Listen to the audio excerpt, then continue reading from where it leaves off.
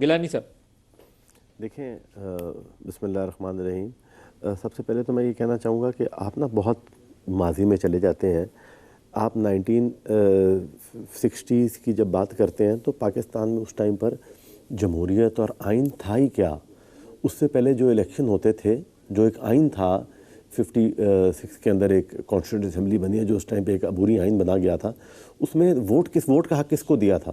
Vote کا حق صرف ٹیکس پیئر کے پاس تھا، جو اس ٹائم پہ جاگیردار تھا یا جس کے نام پہ زمین تھی، جو ٹھیکہ بیانہ دیتا تھا وہ ووٹ دے سکتا تھا. ڈرائنگ روم پالیٹکس ہوتی تھی. تو اس ٹائم پہ جو ماحول تھا، اس ماحول میں ذوالفقار علی بھٹو نے اسی طرح ہی آنا تھا نا. اور اس کے بعد اس نے منسٹر بھی بننا تھا ایوب کے دور میں، اور پھر ایوب کو للکارنا بھی اسی نے تھا.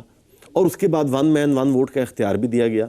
تو یہ نہ کہا جائے کہ اس ذوالفقار علی بھٹو کو، جو کہ واقع میں ہی اور وہ حقیقت پاکستان میں جمہوریت لانے میں، جمہوریت کا پودا لگانے میں ذوالفقار علی بھٹو کا ہی کردار ہے. تو یہ اب جب میاں محمد نواز شریف صاحب کی بات کرتے ہیں یا کسی اور کی بات کرتے ہیں تو اس کو فوراً ہی گھوم کے چلے جاتے ہیں ادھر.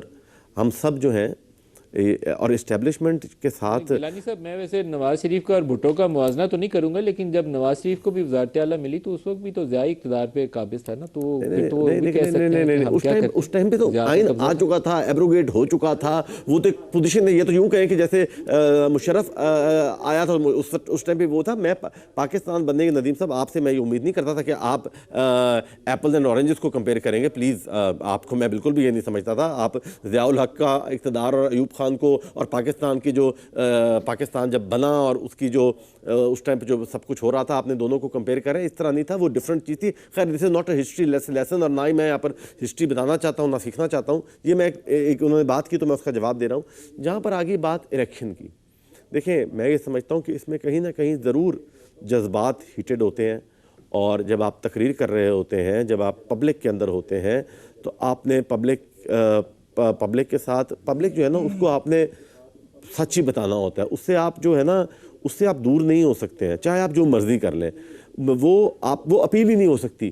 آپ پبلک کے سامنے اب جیسے اختیار ولی صاحب اب یہاں پر بیٹھ کے بات کر رہے ہیں نا، یہ یہاں پر بیٹھ کے بات کر رہے ہیں کہ ہم نے انہوں نے ایک بات میں سمجھتا ہوں کہ وہ بات بغیر فیکٹ کے کی ہوگی، اور انہوں نے اپنے لیڈرشپ کے دفاع میں اور اسٹیبلشمنٹ کو خوش کرنے کے لیے انہوں نے بات کر دی ہوگی کہ جی پیپلز پارٹی کا کیونکہ وزیر اعظم تھا تو انہوں نے جیک کو شاید سپورٹ بھی کیا ہوگا، فنڈ بھی دیے ہوں گے. یہ اپنی سی وی بلڈ کر رہے ہیں اسٹیبلشمنٹ کے لیے، کیونکہ آپ کا میرا شو وہ دیکھ رہے ہوں گے. تو انہوں نے یہ سوچا کہ میں ادھر اپنے نمبر ٹانگ لوں پورے، اور ادھر میں یہ کہہ دوں کہ بلاول جو ہے وہ جیک کے ایجنڈے کے اوپر چل رہا ہے.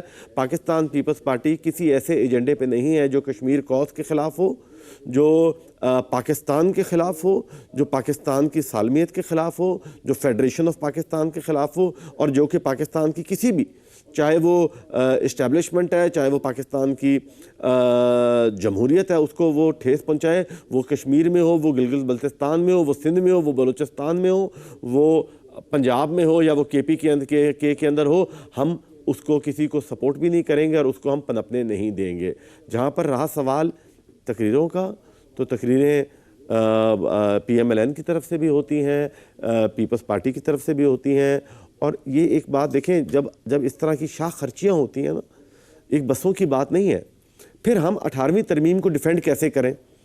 پھر اس کا مطلب ہے کہ جو وفاق کہتا ہے اور جو کچھ طبقات یہ کہتے ہیں کہ 18ویں ترمیم نے تو بادشاہ بنا دیے ہیں سی ایمز کو، وہ جو دل کرتا ہے وہ کرتے ہیں. 18ویں ترمیم اختیار دینے کے لیے تھا صوبوں کو، صوبوں کی عوام کو اختیار دینے کے لیے کہا تھا، لیکن ایک وزیر اعلیٰ کو بادشاہ بنانے کے لیے نہیں کہا گیا تھا کہ کوئی بادشاہ یا کوئی ملکہ بن جائے اور اس کے بعد وہ بانٹے. وہ اس کا دل آئے میں نے جہاز خریدا ہے تو وہ جہاز خرید لے اور وہ پبلک میں آ کے کہے کہ ہاں خریدا ہے بھائی. پھر بسیں ہیں تو کشمیر میں دے رہے ہیں، دیا بھائی دینا ہے تو وفاق سے اس کی اجازت لیں کہ جی ہم کشمیر گورنمنٹ کو ڈونیٹ کرنا چاہتے ہیں، کشمیر کی حکومت کو، کشمیر کی اسٹیٹ کو گفٹ دینا چاہتے ہیں. یہ بسیں دینا ہی ریئل ایشو ہے؟ نہیں، میں نے ایگزامپل دی آپ کو. یہ بہت چھوٹا ایشو ہے. دیکھیے اختیار ولی صاحب کی بات سے میں ایگری کر رہا ہوں. یہ نان ایشو ہے جس کے اوپر بات ہو رہی ہے. آپ کی جماعت کو تو ایشو ریز کرنا چاہیے تھا کہ راولہ کوٹ میں کیا ہو رہا ہے، لوگ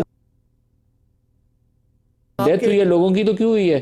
अच्छा नदीम साहब, मैं ज़रा पॉइंट बाय पॉइंट आ जाऊँ कि आपने जब इंट्रोडक्शन कराया उसमें आपने रावला कोर्ट और मुजफ्फराबाद वाला इशू बात किया, उसके बाद इख्तियार वली साहब आगे इन्होंने बात की, तो मैं इनका कंप्लीट करके आपके पास आ रहा हूँ।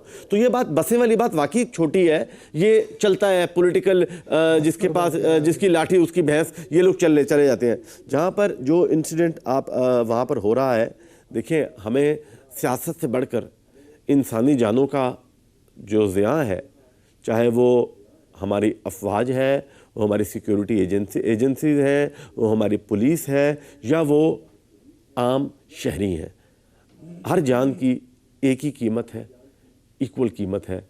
और हम उस पर गहरे दुख का भी इजहार करते हैं।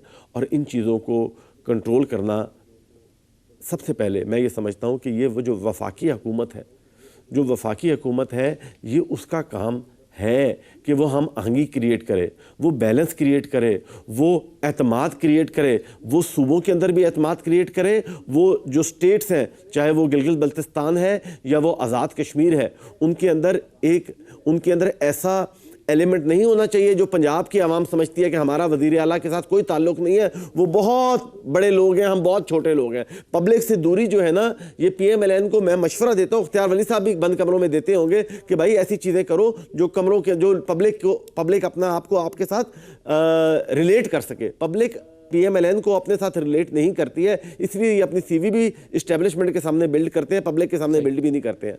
तो मैं इनको ये मशवरा ही दूंगा, मैं भी सियासी वर्कर हूँ। जो अली मूसा गिलानी साहब, ये जो आपस में इल्ज़ाम तराशी वाला काम शुरू हुआ है, तो ये क्या किसी नए सियासी मैच का आगाज़ है, या बस 2-4 रोज़ के बयानात के बाद उसी तनख्वाह के ऊपर गुजारा करेंगी सियासी जमातें?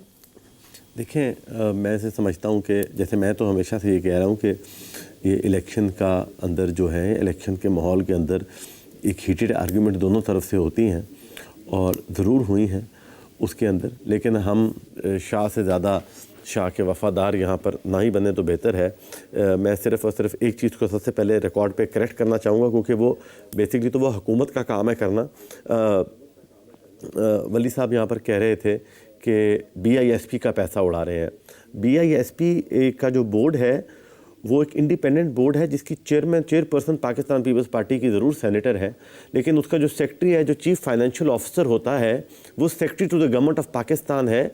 ये ऐसा पैसा नहीं है, ये एक ऐसा ऑडिटेड पैसा है जो पाकिस्तान नहीं, यूरोपियन यूनियन, दुनिया के हर ममालिक जो उसमें फ़ंड देते हैं वो उसका तिया पांचा निकालते हैं उस ऑडिट का। ये क्या बात कर रहे हैं कि वो पैसा डाला जा रहा है।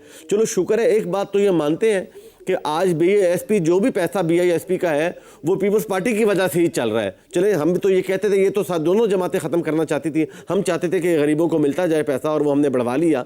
लेकिन मैं ये बताता हूँ कि मेरे हल्के के अंदर 60,000 ख़ानदान में से को तकसीम हो रहा है। आपको क्या लगता है वो सारे मुझे वोट देते हैं? नहीं, हम पब्लिक की बात करते हैं। लाहौर के हलकों में मिल रहा है, जहाँ पर पीपल्स पार्टी के कैंडिडेट को 2-2 हज़ार वोट मिलता है, वहाँ पर 20-20 हज़ार ख़ानदान को तो BISP मिल रहा होता है। हमें वोट की लालच तो नहीं है। ये क्या बात करते हैं इस तरह की चीज़ों को। एक ऐसा प्रोग्राम, गिलानी साहब बिलावल भुट्टो ने शहबाज शरीफ को फॉर्म 47 का वज़ीर आज़म कह के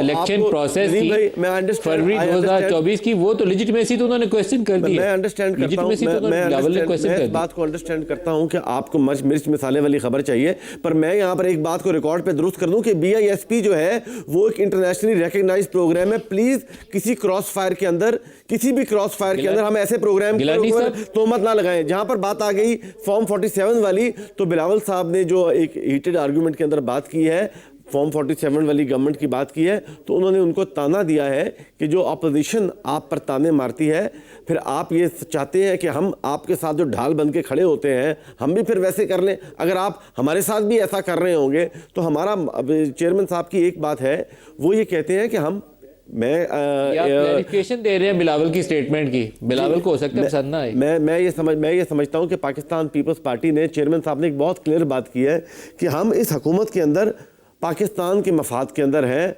पाकिस्तान की खातिर है, इस हुकूमत की इस मुल्क की जो माशी मुश्किलात हैं उसके लिए हम साथ हैं। हम किसी एक जमात को बनाने के लिए या एक जमात को बचाने के लिए नहीं है। तो ये बात एक दुरुस्त है। जहाँ पर 47 वाली बात है वो मामला सारे سبجوڈس ہیں وہ چل رہے ہیں. ہم سیاست کرنے کے لیے, میں اپنے حلقے میں بھی یہ باتیں کرتا ہوں, جب میں نے کرنی ہوگی تو میں بھی کروں گا, جب چیئرمین نے کرنی ہوگی وہ بھی کریں گے.